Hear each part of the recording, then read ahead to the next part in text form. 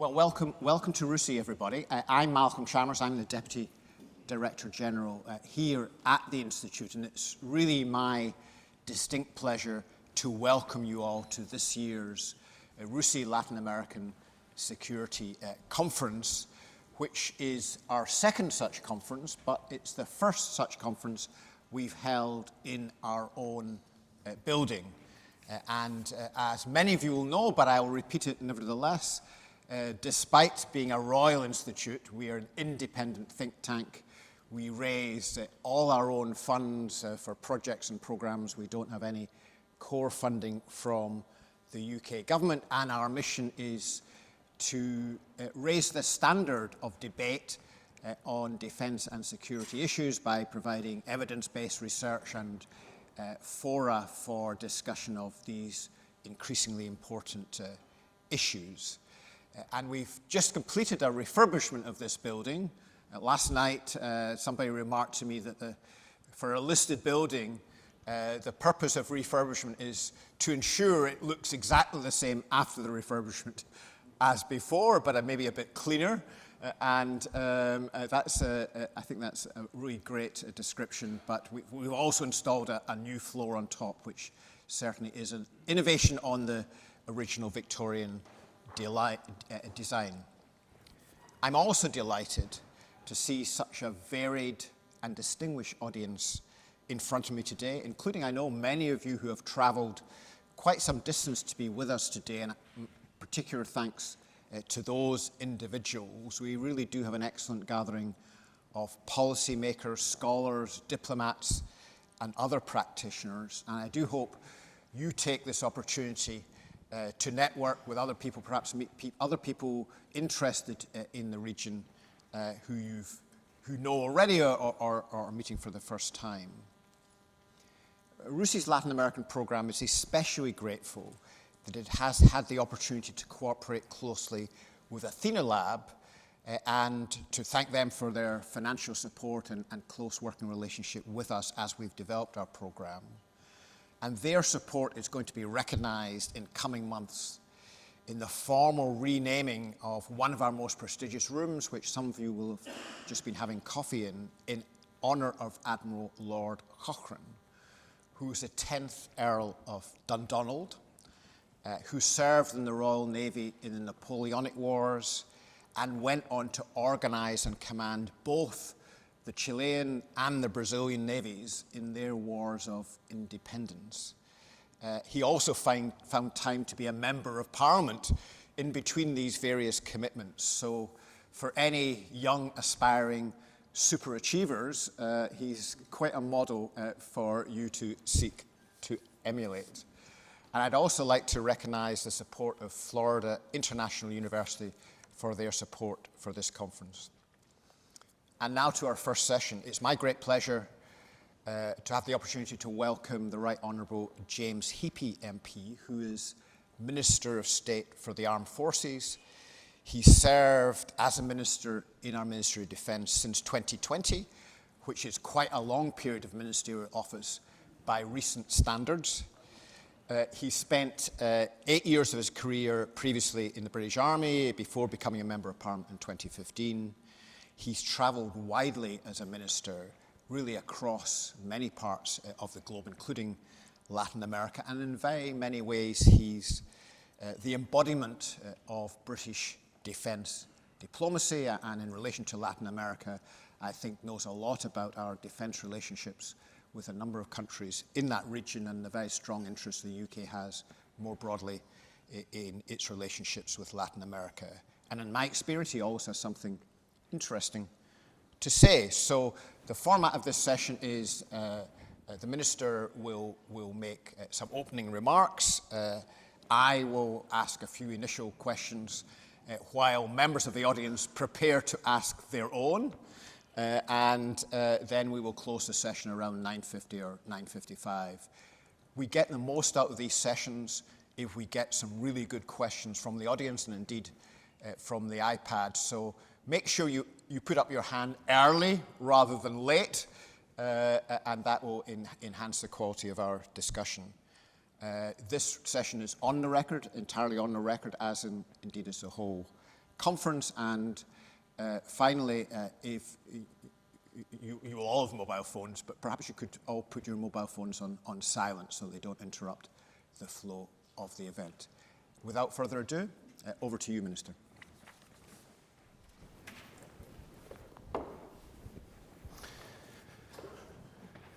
Thanks, Malcolm. So, ladies and gentlemen, thank you very much indeed for joining us today. It is great to be here at RUSI again and to marvel at the refurbishment. I think it really is wonderfully done. It's also great to see so many friends in the room. The advantage of having been in the MOD for well over 4 years now, December 2019 actually, is that I've had the honour of working with so many of you as we've discussed UK defence policy in the Caribbean and South America.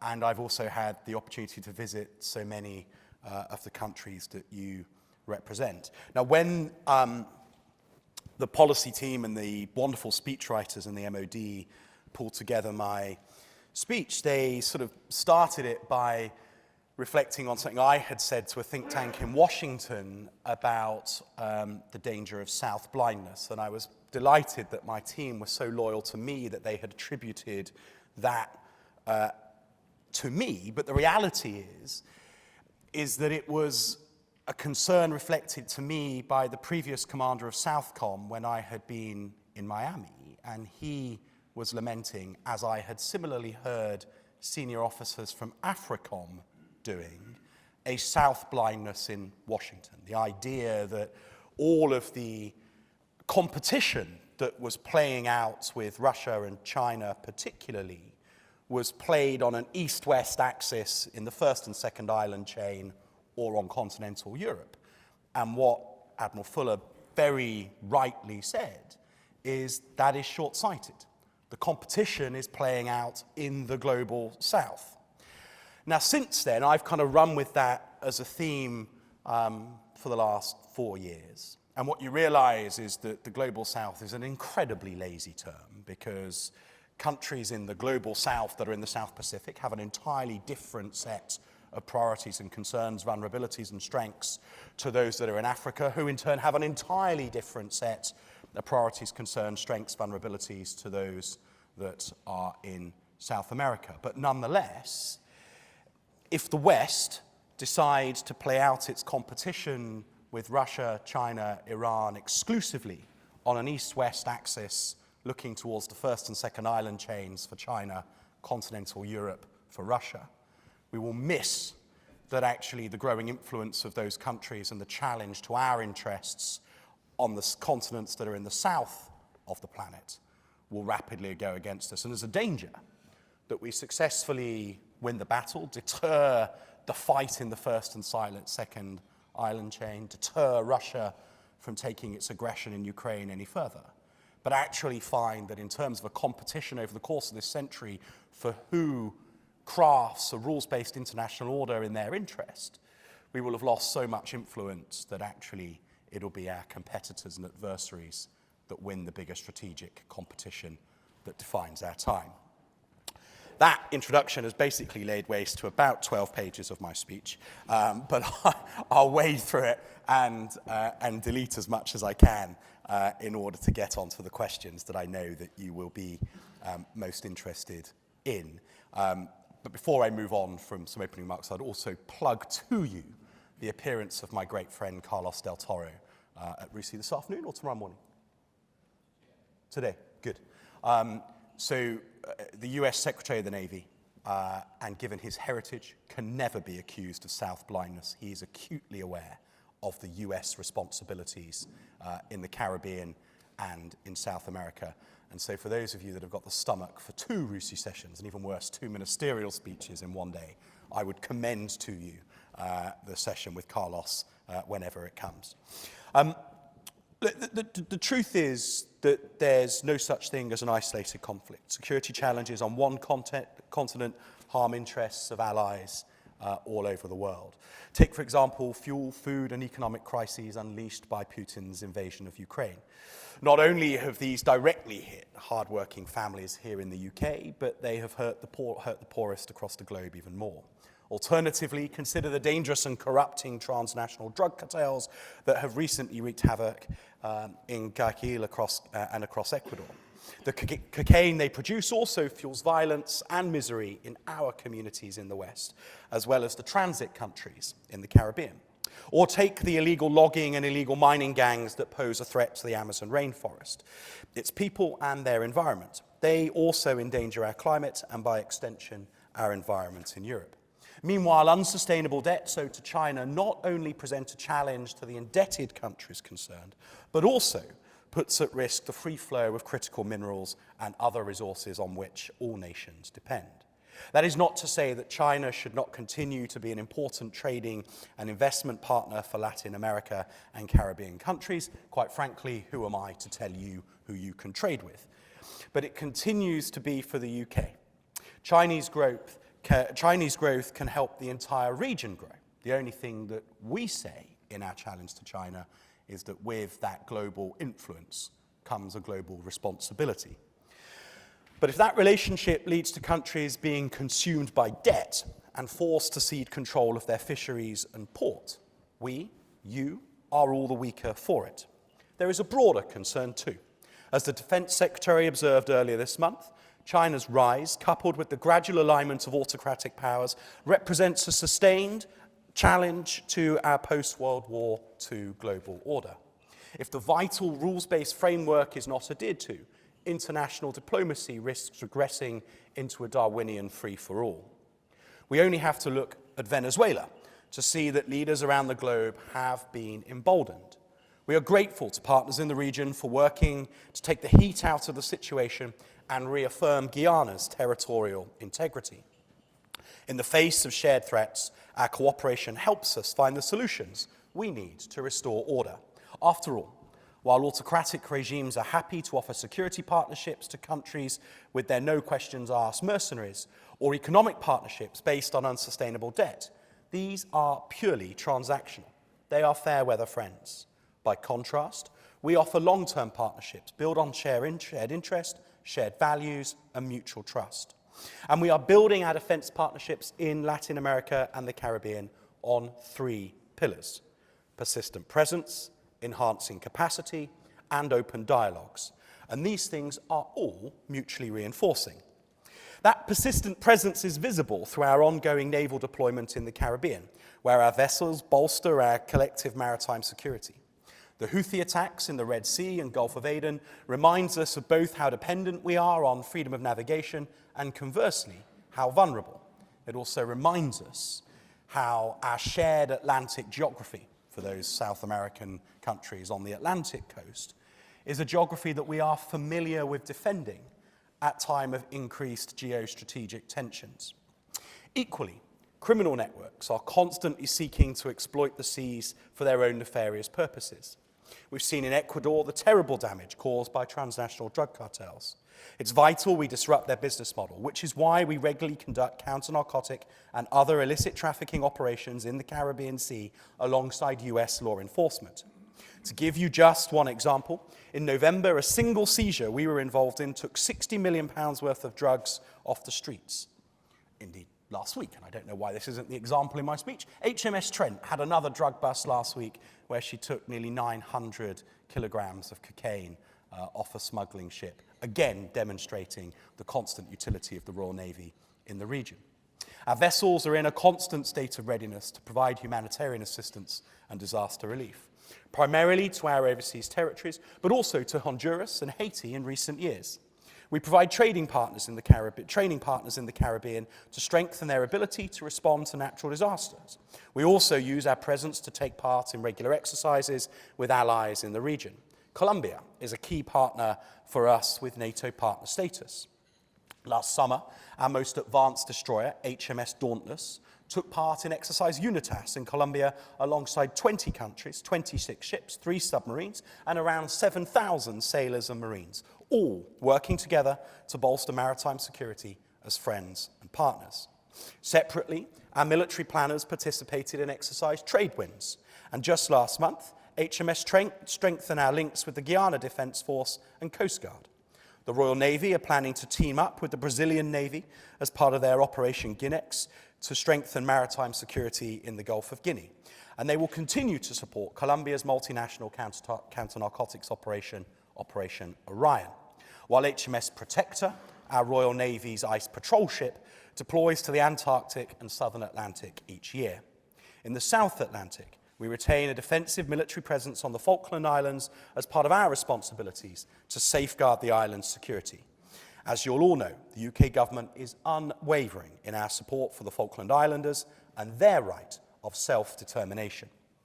We also have a British Army training support unit in Belize that we use to test our troops in jungle conditions, as well as to strengthen the capabilities of regional allies through programs such as Exercise McCall Reach, which involve 50 instructors training some 255 regional personnel across 9 military disciplines. We trained with our Peruvian friends in Belize last year, and will extend this to more regional partners later this year, which leads me into the second pillar of our cooperation, enhancing capacity. We do this by working with friends and allies to strengthen their skills and capacity to protect themselves from these threats.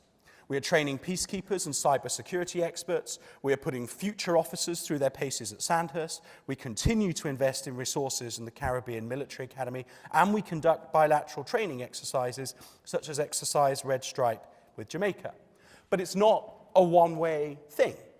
There is expertise in the Caribbean and South America that we seek to learn from too, which is exactly why I'm so excited that because of Uruguay's sustained contribution to peacekeeping missions, UN peacekeeping missions all over the world, Uruguay has recently began to help us in the development of our training programs at the British Peace Support Team based in Nairobi, and we're looking forward to having an ever stronger relationship and exchange of instructors between the Uruguayan Peacekeeping School in Montevideo and the UK Peacekeeping School in Nairobi.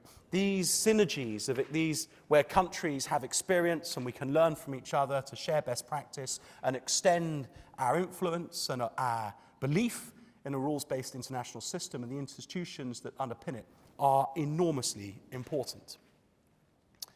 Which brings me to the final pillar, open dialogues. And the truth is, we agree with most countries in the region on the fundamentals of international security. We have a shared belief in democratic values, in upholding human rights, and in the opportunity that comes with free trade. After all, we believe in the rules-based system that underpins our security, prosperity, and freedoms. Together, these values represent a genuine carrot for cooperation that autocratic regimes can't compete with. And I want to do more with countries in the region to make the most of our common values and interests. I know that there is no substitute for meeting face-to-face to build partnerships, which is why we have ministerial and senior-level strategic dialogues with Colombia, Chile, Brazil, and many Caribbean countries. And why, since becoming Minister for the Armed Forces, I have made visits to Brazil, Colombia, Chile, Peru, and Uruguay, as well as to a number of Caribbean countries and overseas territories. It's a tough gig. During my last visit in October, I took part in the annual UK-Colombia Defence Strategic Dialogue in Bogota. I also went to Brasilia and to Rio, where we discussed the shared interest that the UK has, both in working with Brazil to protect the Amazon and transnational crime on Brazil's borders, as well as Brazil's role in the South Atlantic and how the UK can work with Brazil in places like the Gulf of Guinea. I also visited the Defence Command Centre in the Dominican Republic, where I was briefed on the ongoing instability in Haiti. The UK's senior military personnel are also engaged in the region. Our Chief of Defence Staff is in the Caribbean next week to go and visit his counterparts in Guyana, and he will visit Belize immediately afterwards. I host many of my counterparts here in the UK too. In November, I was delighted that the Chilean Undersecretary for Defence, Ricardo Montero, visited, and we identified areas where we could collaborate, such as cyber, military education, and military assessments and doctrine. And I know he had valuable discussions here at RUSI alongside officials from my department. We look forward to supporting the next exercise UNITAS in Chile and building maritime operations capacity. We understand that, to Argentina particularly, the presence of UK military in the South Atlantic is a concern. We have a fundamental disagreement over those islands, and we respect Argentina's right to challenge us over that. But the point that I would make as we build towards UNITAS next year is that if ships participating in exercise have nothing to do with the Falklands, they haven't been there as part of their deployment, they've come down from the Caribbean, or they've sailed across the Atlantic specifically for it, that is us seeking to contribute to the wider security challenge and relationships on your continent. And I think it's important, if I may take this opportunity to say so, when so many ambassadors are assembled, that we don't allow the UK wanting to be your friend and ally and contribute to your wider continental security to be conflated with a bilateral UK-Argentina issue over the Falklands. We completely respect the right of the Argentinian MFA to protest about what we do on the Falklands. But ships that are deployed specifically for exercises that are in your wider continental interest and have nothing to do with the Falklands, I would argue, should be welcome at your exercises.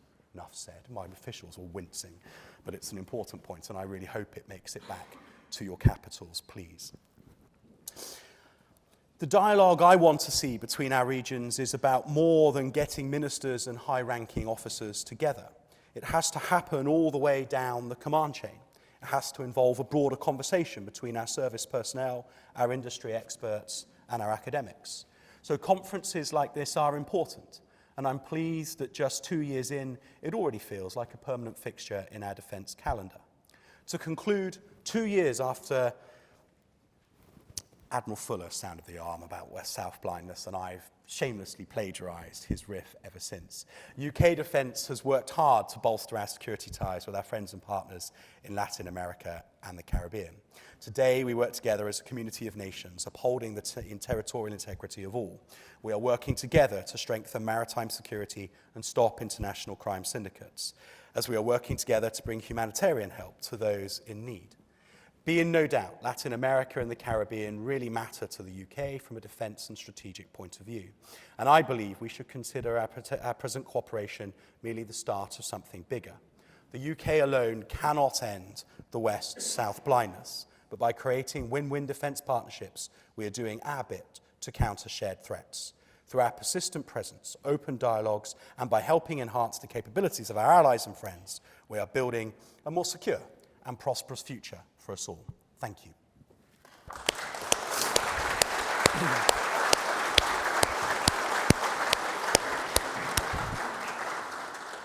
James, thank you very much indeed for that insightful and wide-ranging contribution. You've got our conference off to a really great start, and I'm sure a number of those themes we'll return to through the day. But perhaps I could start by asking you a couple of questions. The first really is getting you to situate our relationship with Latin America in a broader context, because it's the fate of security analysts sometimes to overstate the extent to which we are living in unique times and so on. I have heard those arguments before, but it really does feel at the moment and in recent months, in the last couple of years, that we are moving into a period where competition between major powers is intensifying. Quite a number of things which we took for granted for a long time are no longer the case. Even the virtual closure of the Red Sea and the Suez Canal is something which probably we didn't factor in as a serious scenario not so long ago. And as statements from your colleagues recently have made it very clear, that there's more attention being paid to resilience in a scenario in which some of the key elements of the international order break down in a conflict or a world close to conflict, perhaps triggered by something in Europe, perhaps by something in the Middle East, perhaps by something in East Asia. So my question is, what are you thinking about the role of Latin American countries and the relationship between European countries such as our own and Latin America in a world in which some of those tenets begin to get eroded quite radically? Is Latin America a source of strength, the relationship with Latin America, or what? So there's a lot in that. I mean, the first and most important thing to say is it's for us to compete with friendships across, for friendships across Latin America. Nobody owes us their loyalty and friendship. And, you know, we have to have a good offer for why being our friend is more attractive than being someone else's friend. We also have to have a tolerance for the fact that lots of countries will choose to be everybody's friend. And I think that's fine, providing that that doesn't then manifest itself in a way that we think is bad for the kind of wider international interest. But that's the kind of nature of the competition we're in. So I think it's really important that when we have these discussions, be it about South America or Africa or the South Pacific, these are discussions that respect that we're talking about sovereign countries who have every right to pursue their sovereign agenda. We simply have a view about how the world should be ordered, which we think is in the mutual interest of both us and our partners, and is for the greater good, and that's what we're kind of competing to communicate. There is a thing, though, about strategic resilience, and you know, we're in a inescapably globalized world where no country is isolated from geopolitical events elsewhere. And there's nothing that's really going to change about that. I think that those who talk about strategic decoupling between rival spheres are kind of denying the reality of the global economy as it is. But I do think, and this is a UK policy issue rather than a policy issue for individual countries around South America, for example, but the UK does have to have some thought about where we're getting our rare earths from, where we're getting our food supply from, where we get our energy supplies from, where if our manufacturing base is not onshore, where else is it?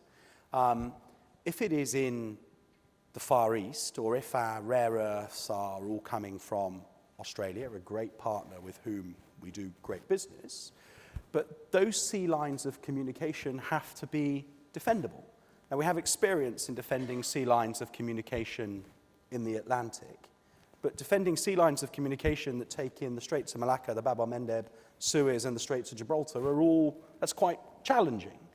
And so I do think this is, from the UK perspective, as we consider our strategic resilience, remembering that the Atlantic geography is one that we have more defendable sea lines of communication within, and therefore looking to North and South America and to West Africa as the places from which we would have a more resilient access to materials, energy, manufacturing base that's not onshore, is very much the zeitgeist. Very good. Thank you very much indeed. Let me turn to something else which has been in the news quite a bit in the last couple of months, which is the tension between Venezuela and Guyana. And you mentioned that the Chief of Defence Staff is visiting there next week. So I wonder whether you can say something about how concerned the UK government is in relation to that Venezuelan claim on part of Guyana, and the extent to which you think the UK has a particular role in resolving this crisis peacefully, in part perhaps because of its Commonwealth links. Well, so that the last bit of the question is the key point. I think the Secretary of State rightly feels that the Commonwealth is a club that matters. You know, being in it has to mean something. And so if your neighbour turns around and just nakedly says we're going to annex the western bit of your country, Commonwealth friends and allies need to sort of say, no, you won't. Now, I don't think that we were ever particularly concerned about the Venezuelan threat in terms of the DI assessment of its credibility. But that didn't mean that it wasn't important for us to reassure our friends in Guyana and hence HMS Trent's visit. You know, that's the advantage of the regional forward presence we have. It's mostly HMS Medway's beat. It has been for the last few years in the Caribbean. HMS Trent is over there at the moment, whilst Medway and Forth have been getting some repairs and refurbishments. But because Trent was in the right place at the right time, she was able to go to Guyana and reassure our Commonwealth friends that, you know, we were there for them. Perfect. Thank you very much. Let's open it up to questions. And I will put your hand up vigorously until you're sure I have seen you. And the gentleman right in the bottom. And perhaps if people could stand up and introduce themselves and wait until a mic arrives. Thank you. The gentleman right in the middle. Bianca, here. Oh, I'm so sorry. No worries. I used to work for a competitor, but no longer, so I wasn't expecting. I'm kidding. So Antonio Sampaio, I work for the Global Initiative Against Transnational Organized Crime.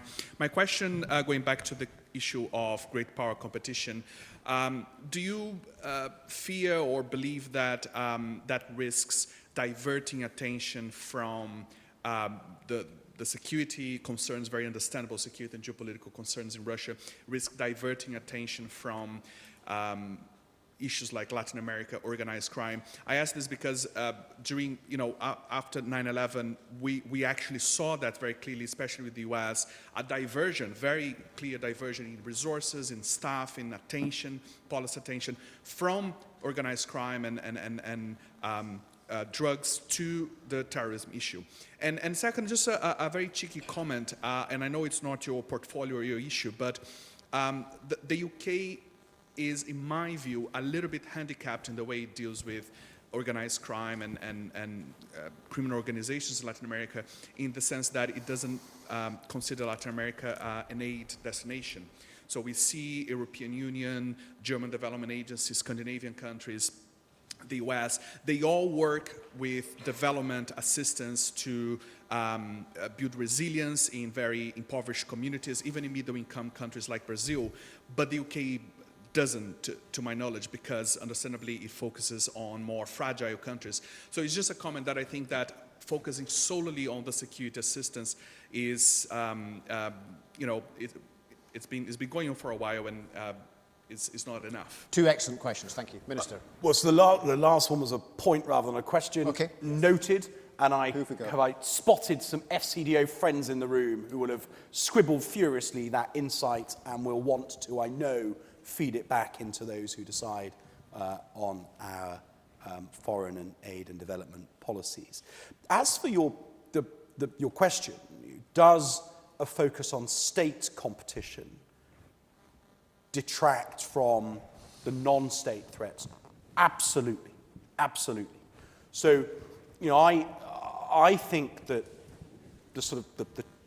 the issue of South blindness, it was ignoring that whilst the acute threats might be geographically east and west, the chronic challenge is south. That's a South blindness over the nature of the competition. But also, the acute geopolitical state threats that sit east and west detracts from the fact that all of the non-state threats have gone nowhere. The ink spots of IS across Africa are expanding rapidly, have been for the last 5 to 10 years. The challenge of organized crime, the smuggling of narcotics has gone nowhere. Worse still, there is every chance, if indeed it's not already happening, that state actors seeking to undermine the West or undermine an international system may exploit those non-state threats in order to further destabilize. So the sort of interconnectivity of the state, the non-state, the acute, the chronic competition means that you can't take your eye off the ball. Now, people around government, rightly, when I've been revved up by the latest ambassador on a visit, when I've been staying and they've gone, you know, Minister, people just don't understand how important my country and my region is. And you get back and they're like, oh, geez, Minif's been on his travels again. But the reality is that it is, yes, of course, you have to prioritize when you have finite resource. But to say that there are some regions that are just simply less important ignores the interconnectivity, interdependence of threats and geographies globally. And so consciously choosing to say we're going to leave that to somebody else, we'll leave that to the US. We're going to focus on Africa, they can do South America. That's a good policy judgment around priorities. But to just kind of ignore that those organized crime threats remain or that violent extremism remains in Africa is kind of, that's a nonsense. And I hope, in fact I know in the last 4 years, there's been some really like-minded ministers in the Foreign Office and there are plenty of officials around Whitehall that get this.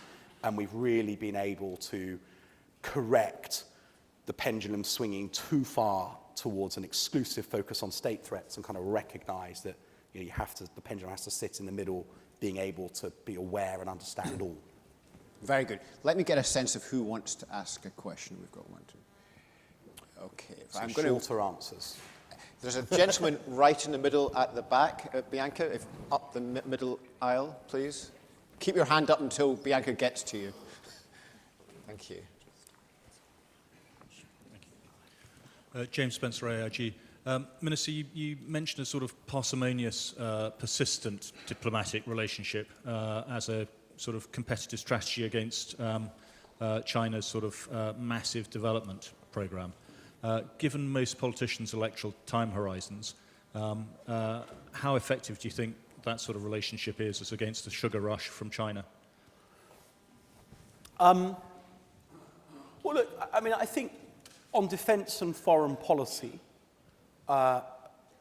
there is a broad consensus that probably allows policy to be implemented on a truly strategic arc, irrespective of who's in government. Different governments have slightly different emphasis, but I think my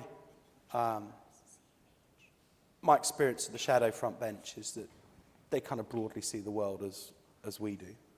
But that is a challenge. I mean, I think when you look at the horizons on which China plans, the chief executive of FTSE 100 company was sort of saying to me, look, for all of the political angst, doing business in China is in some ways easier. Every region sets out its 5-year plan, and it's there to read, and it's really clear. There's a 20-year plan or 30-year plan nationally. There's a sort of and then compare and contrast that with the on-the-bus, off-the-bus politics of the West. So I think it's a great challenge for you to make. I can't see, because of course the Conservative Party is going to win the next general election with a resounding majority, but if the unthinkable were to happen and somehow there was to be a change of government, I actually don't think that UK foreign defence security policy would change that much.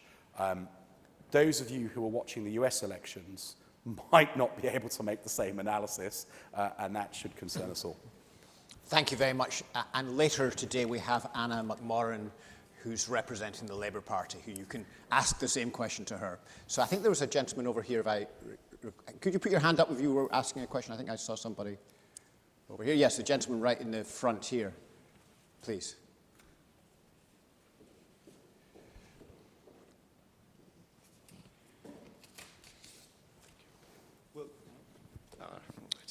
Could you stand up and introduce yourself? Do forgive me. My name is Lucas, and I'm a bachelor's student of international relations. To begin with, I wanted to thank you for your speech. I did find it to be quite informative. And I wish to apologize in advance because my question is a bit of a two-part question, in that I've heard that with relation to the current issue with the Yemeni bombing situation and the bombardments, there have been staffing shortages with respect to the Royal Navy. that there was talk of sending an aircraft carrier as a show of support, and there simply just weren't enough members to properly man it, to staff it. You mentioned in your speech that the Royal Navy would do everything it could to aid in the suppression of the drug trade, which is, of course, a very noble goal. So my question would be the sort of two parts, that in one hand, how does the current, well, what some refer to as the staffing crisis, affect Royal Naval policy when it comes to suppressing drugs, which is obviously a major part of the economies of certain nations whose interests aren't always in alliance with ours? And on the other hand, what might be done to end this enlistment crisis? Thank you. Okay. So, first of all, just slay the nonsense that HMS Queen Elizabeth didn't sail because she ain't got a crew. That's just demonstrably untrue. HMS Queen Elizabeth is at R0 in NATO terms, i.e. she is ready to sail. She has a crew. Most of her escorts are already in the region, and it's just a nonsense. Okay. Utterly untrue. I also just pick slight hole. I mean, we probably did a bit of gunboat diplomacy in Guyana, sending an OPV the other week to go and sort of show some support there. We don't show support with an aircraft carrier. If we had sailed Queen Elizabeth, it would have been because we needed a sovereign runway in the middle of an ocean with no requirements to get access and overflight permissions, and we didn't, because the Ike was there, and we had Akrotiri, and we were confident that Israel and Egypt would be receptive to requests for overflight. So, you don't use aircraft carriers just to sort of go and do a bit of, I mean, I suppose you could in a time of incredibly heightened geostrategic tension, but absolutely no requirement to sail it as a token gesture. The Ike was in the region, Akrotiri was a 4-hour flight north, and all the overflight was possible. But your question, what is the impact of staffing shortages more generally around the Royal Navy, and I'll expand it to the wider armed forces, manageable. Our operational output at the moment is incredible. If you look at the number of ships that are at sea doing the things that they're doing, there's an OPV in Fijian waters at the moment with a Fijian law enforcement officer embarked doing counter-illegal fishing operations with our partners in the South Pacific. Trent is busting drugs in the Caribbean. Dauntless, Richmond, Lancaster are in the Red Sea, the Gulf of Aden. There are submarines out. It's just incredibly busy, and the carrier at high readiness, good to go. But there are pinch point trades, engineering trades particularly, where we're short. And the First Sea Law doesn't hide from that. He's very straight about that. And we are trying to manage this incredible spread of geopolitical challenge that the Royal Navy needs to respond to on behalf of the nation, whilst also bringing into service 2 brand new classes of frigate. And that brings with it complexities. We have to take crews out of the operational fleet to get ready to bring new ships in. So there are challenges, inescapably so, but the First Sea Lord, Secretary of State, and I are working on them. It has had no impact on our operational output whatsoever. We shouldn't take that for granted. Make no mistake, as you heard the Chief say to the House of Commons Select Committee before Christmas, our service personnel are working phenomenally hard right now. But that was not a sort of woe is me pitch from Patrick Sanders or Ben Key. Quite the reverse. At a time of such geopolitical challenge in numerous regions around the world, the chiefs would expect their services to be this busy. We just need to remember to say thank you to our service people and their staff and their families for all that they're doing at the moment. Very good. Thank you, Minister. Now, of course, lots of questions coming in. I will just try and think who we have. Are there gentlemen there? Yes, please. And keep your questions brief, please. Minister, do you see an expansion of the British Army's position in Latin America, whether that be through the range of battalions or any other units? Let me just take a couple of questions, if I may, James. And Carlos at the back. No? Okay. Was there another question in that area? Yes, please, Ewan Grant.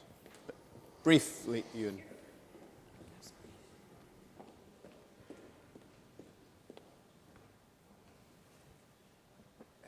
Yes, Ewan Grant, RUSI member, former Customs and Excise Intelligence Analyst for the ex-Soviet states and transnational crime. Your message, following on the gentleman from JITOC, how is Britain cooperating with Europe bilaterally and at EU level on the commonality of security and criminality?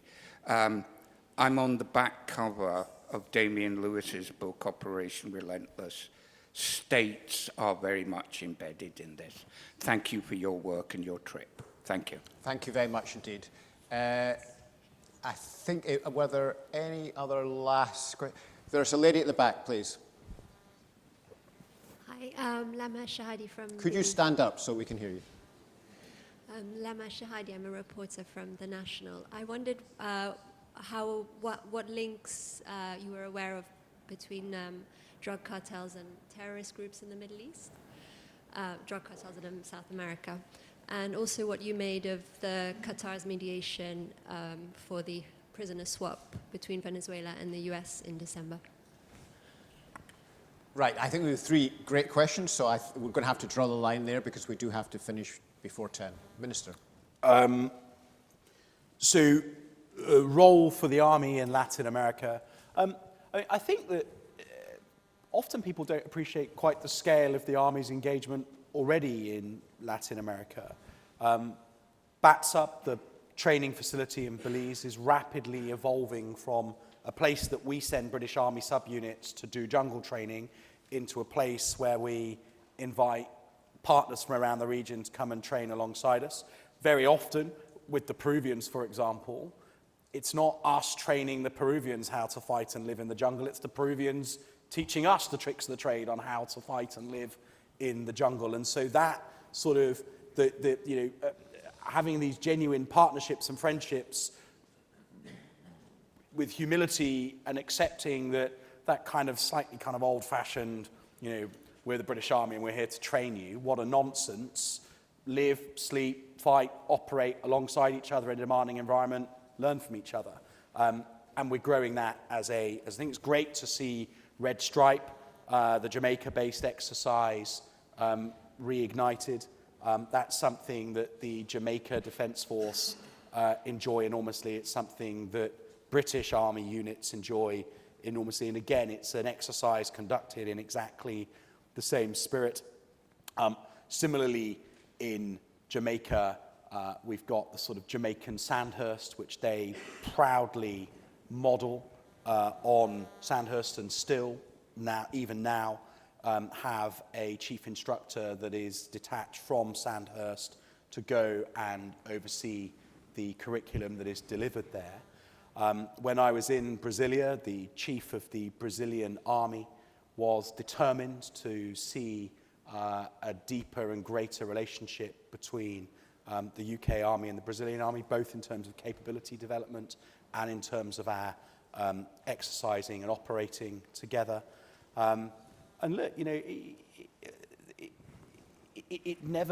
I never stop to notice, every time I go and see the British troops that are deployed on Op Tosca in Cyprus, when you go up to the HLS, the helicopter landing site, to fly back down to Akrotiri, there is the Argentinian Army helicopter detachment working cheek by jowl with the British Army on a UAE mission, with wonderful relationships and deep respect for each other's operational capability. So, all across the continent, there are militaries that want to work with the UK we are reconnecting with the region, but in a very different style and tone to what we've done previously. And everybody that I've spoken to has been enormously enthused about the opportunity to work with us, not to be trained by us, but to live, operate, train, learn from each other.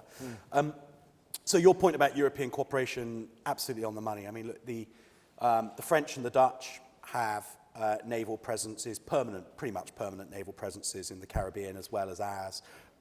We coordinate all the time. Indeed, when I was in Curacao to see Medway and Wave Night 2 years ago, the Dutch force commander came on board, to Wave Night and sort of explained to me the sort of interconnectedness of it. Similarly, I've spent a lot of time in West Africa, and it is very striking how the NCA and the EU are working together on the sort of far back, or sort of the smuggling routes that go through West Africa. There is real coordination to interdict. So in the Caribbean and in West Africa, and then very obviously on the North African coast for the crossings into Spain and France, there is real cooperation. And there has to be, if you, for those of you who are non-rugby players, forgive me, but, I was watching my son's rugby team being coached in sort of defensive drills the other day, and the coaches were screaming about them, come up as a line, because if you don't come up together, the opposition will exploit the gaps. And the same applies to the way that states deal with non-state threats such as transnational crime.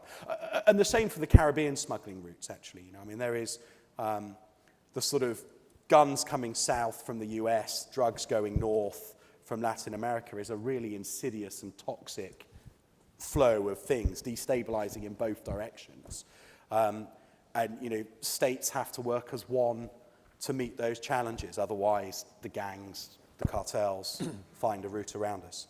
And then to the question from the back, connections between drug cartels and terrorist groups. Look, even if I had read something about that, I probably couldn't tell you. But I don't know that I have read anything about it. I'm really sorry that I can't answer a question like that on the record. And as for the sort of the prisoner swap, look, it's beyond my expertise. I don't know what the US decision making was. I'm only aware that it happened from what I read in the news, rather than any insight as a minister. I just kind of reflects the way of the world, right? There's a sort of there's a pragmatism to the way that you deal with global situations, but I would be going way beyond my expertise to offer you any more than that. It's just a reflection as a citizen rather than an insight from an informed minister on the matter.